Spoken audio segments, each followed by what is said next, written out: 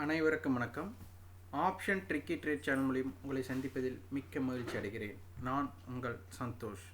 இந்த வீடியோவில் நிஃப்டி சென்ற வாரம் எப்படி இருந்தது, அடுத்த வாரத்தோட இம்பேக்ட் எப்படி இருக்குங்கிறத நம்ம பார்க்கலாம்.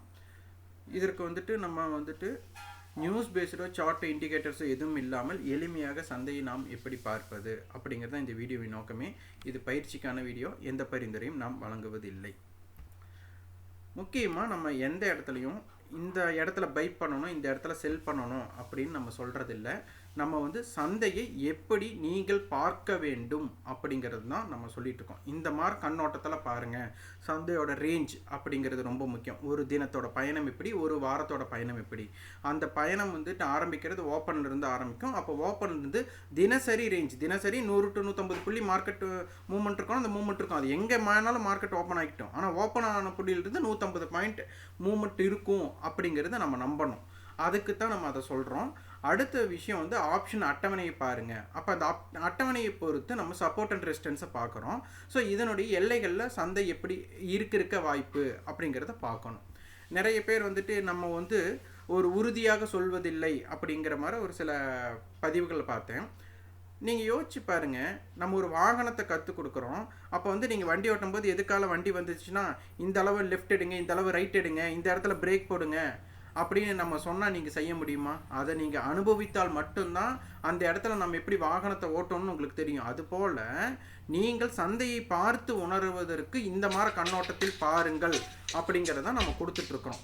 ஸோ அதனால் நம்மளோடது உங்களுக்கு பார்ப்பு எப்படி நீங்கள் சந்தையை பார்த்து பழகணும் அப்படிங்கிறத நம்ம கொடுக்குறோம். அதனால் வியாபாரம் நீங்கள் செய்வது உங்களுடைய கண்ணோட்டத்தில் எப்படி வேணும் செஞ்சுக்கோங்க. ஆனால் இப்படி ஒரு கண்ணோட்டத்தில் பாருங்கள் அப்படிங்கிறத நம்மளுடைய பதிவு. இப்போ பார்த்தீங்கன்னா ஒரு தின பயணம் அப்படிங்கிறது 18ஆம் தேதி சந்தை பார்த்தீங்கன்னா 17,237 கை 17,067. அப்போ மார்க்கெட் கிட்டத்தட்ட ஒரு 160 புள்ளிகள் நம்மளுக்கு மார்க்கெட்டோட ஹையுக்கு லோவுக்குள்ள ரேஞ்ச் நம்மளுக்கு இருக்குது அப்படிங்கிறது தெரியணும். 19ஆம் தேதி பார்த்தீங்கன்னா நம்மளுக்கு மார்க்கெட் ஒரு 400 புள்ளிகள் பக்கம் மூவ்மெண்ட் இருந்தது.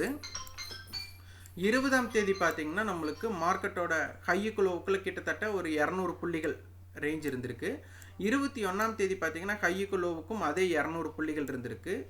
22ஆம் தேதி பார்த்தீங்கன்னா ஹையுக்கு லோவுக்கு கிட்டத்தட்ட ஒரு 170 புள்ளிகள் 160 புள்ளிகள் தான் நம்மளுக்கு இருந்திருக்கு.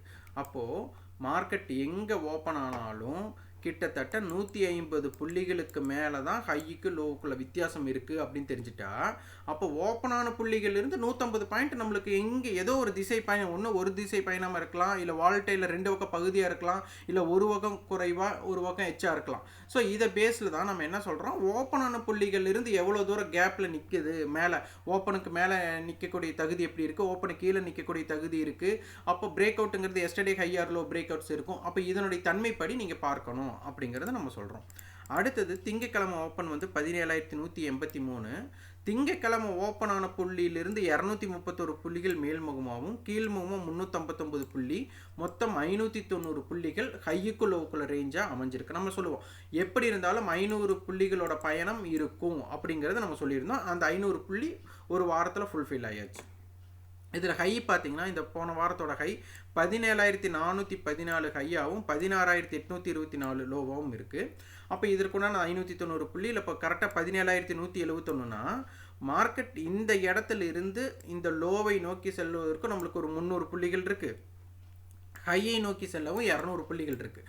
அப்போ அடுத்த வாரம் இந்த எல்லைக்குள் வணிகம் இருக்கக்கூடிய வாய்ப்பு இருக்குமா, இல்லை இந்த பிரேக் அவுட்ஸில் இது, அப்போ இதை பிரேக் அவுட் பண்ணணுன்னாலே 300 புள்ளிகளுக்கு மேலே பிரேக் அவுட் பண்ணதுக்கப்புறம் அதனுடைய பயணம் தொடர்ச்சி எங்கே இருக்க போகுது. அப்போ 200 புள்ளிகளோட பயணத்தில் போய் இந்த ஹையை பிரேக் பண்ணால் அதுக்கப்புறம் ஒரு பயணம் எப்படி இருக்க போகுது அப்படிங்கிறதான் பார்க்க வேண்டும். அப்போ இதில் நம்மளுக்கு 17,200 புட்டும் 17,300 கால் கொடுத்துட்டாங்க. இங்கே ஓடிஎம் ஆப்ஷன்ஸ் நம்மளுக்கு அதிகமாக வர்த்தகமாகாமல் 17,200 புட்டே அதிகமான வர்த்தகம் நடைபெற்றிருக்கு.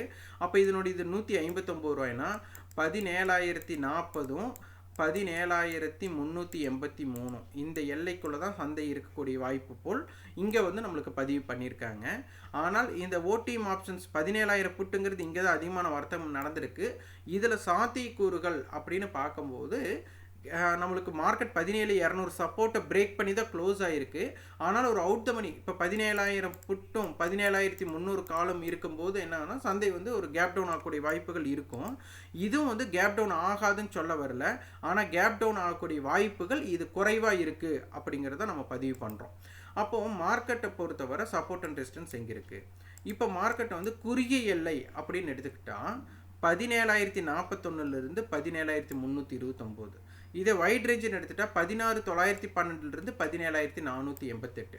இதில் சப்போர்ட் அண்ட் ரெசிஸ்டன்ஸ் பார்த்தா ரெசிஸ்டன்ஸ் 17,255 17,308 17,383, சப்போர்ட் லெவல் 17,86 17,016 16,916 இருக்குது. அப்போ இந்த லெவலுக்குள்ளே பார்த்தீங்கன்னா இப்போதைக்கு மார்க்கெட்டோட வீக்லி லோ, சென்ற வாரத்தோட வீக்லி லோவும் வீக்லி ஹையும் இதுக்குள்ளே இல்லை.